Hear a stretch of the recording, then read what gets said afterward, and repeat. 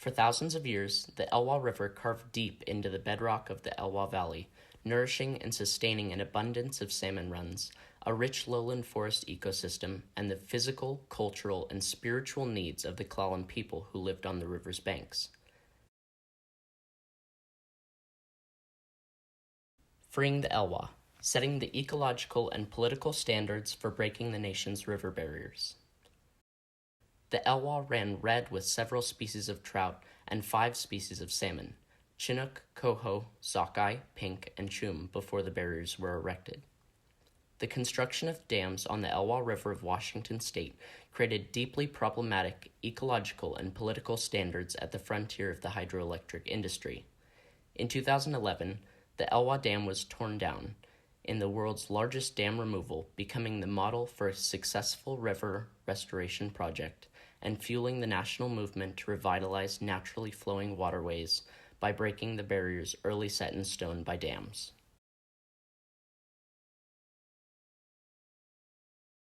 In the mid-1800s, and close on the heels of early settlement in the Washington Territory, Governor Isaac Stevens began a series of treaty councils with the Clallam, Twana, Chimecum, and Squamish tribes. These negotiations later resulted in the upheaval of Native peoples onto reservation land. At the time, tribal leaders were pressured from local governments to sign treaties promising new non-Indigenous homelands, but relinquishing their former territorial claims and barring them from traditional lands. In 1855, Clallam chief James Balch signed the Point-No-Point Treaty regarding tribal lands on the Lower Elwha.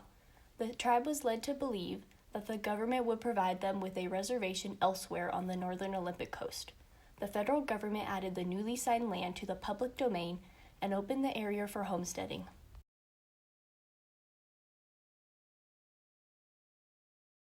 Some 5 miles to the east of the Elwha River mouth on former tribal land, the frontier town of Port Angeles was beginning to grow into what would become one of the economic centers on the Olympic Peninsula.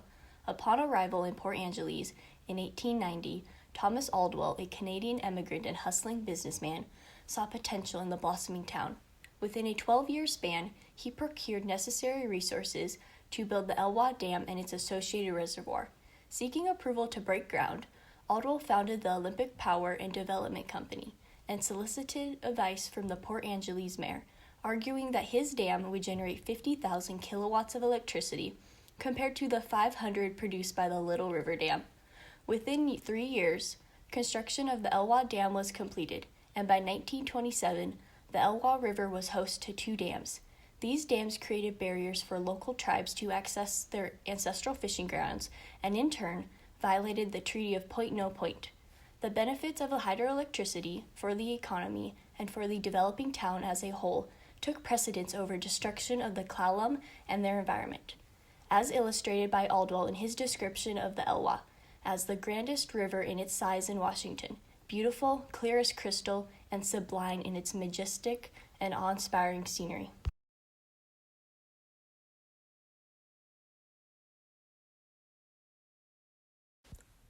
The destructive impacts of dams on the Elwha were numerous and possibly inconceivable to its stakeholders. By altering river temperature, water level, sedimentation loads, the timing, volume, and velocity of flows, and by blocking migration of species, the dams completely changed the environment in which native flora and fauna developed. The construction of Aldwell's Dam led to salmon habitat sizes decreasing by 90% in under a decade. Aldwell illegally built the Elwha Dam without fish ladders, violating the Protection of Food Fishes Act established by the Washington State Legislature in 1893. The document reads, "Any person or persons now owning or maintaining, or who shall hereafter construct or maintain any dam or any other obstruction across any stream in the state in which any food fish are wont to ascend without providing a fishway, shall be guilty of a misdemeanor and punished by a fine." Aldwell's disregard for legislation ultimately led to the failure of his proposed fish hatchery. Unfortunately, Aldwell's downfall was not addressed until the early 1990s when the public was made aware of his infraction. Now, the National Park Service, Fish and Wildlife agencies, and local Indian tribes are requesting removal of the dams.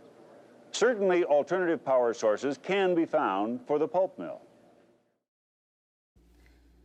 After decades of calculated destruction in exchange for profit, in 1973, conservationists came together in Colorado to fight back against damming rivers unnecessarily.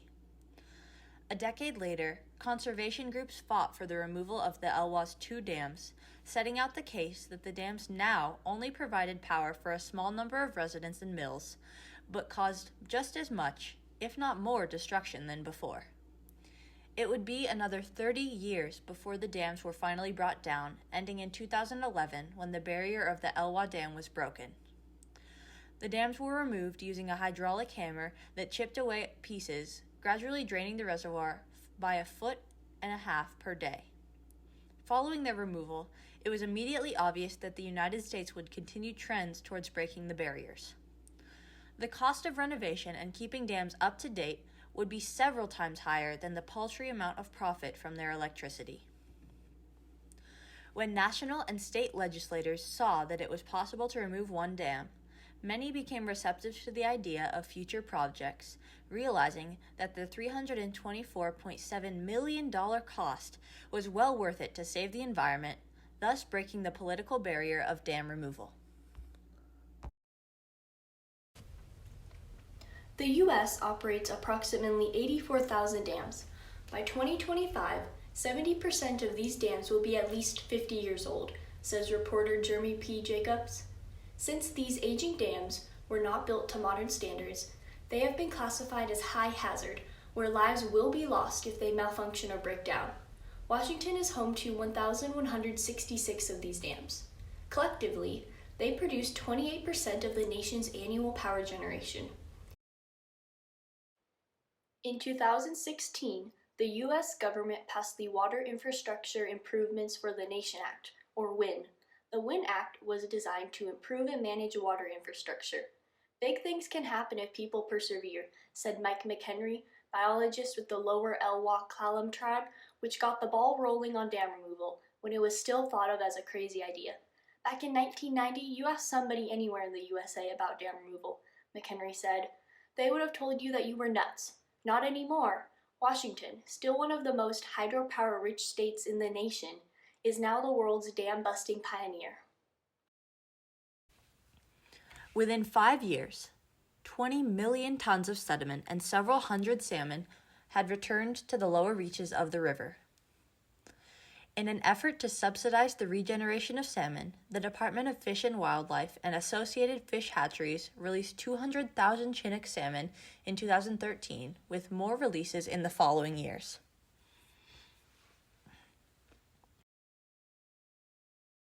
Elk and game peruse land where there used to be reservoirs. Larger birds are bearing more chicks and inhabiting shorelines. A young forest is growing where there was blowing sand in the former lake beds. The big pulse of sediment trapped behind the dams has passed. The river has regained its luminous teal-green color, and its channel is stabilizing. I think it surprised everybody that sediment moved out of the river as fast as it did, said USGS research geologist Amy East. We thought we'd be seeing major changes for 10 years or so. Instead, the peak disturbance only lasted about 5 months. Since the removal of the 2 dams on the Elwha, salmon populations are now able to return to their historic spawning grounds, which they have been prevented from for almost 100 years. What was once lost has now been found again for the Clallam people of the Lower Elwha and all living on the northern Olympic Peninsula. Traditions are being revived as their access to the Elwha is being restored. The Clallam people have a thriving culture that has been revived within the natural flow of the river. The barrier has been broken both figuratively and literally, allowing for the rejuvenation of Olympic National Park and resurgence of the Nuscleelam people.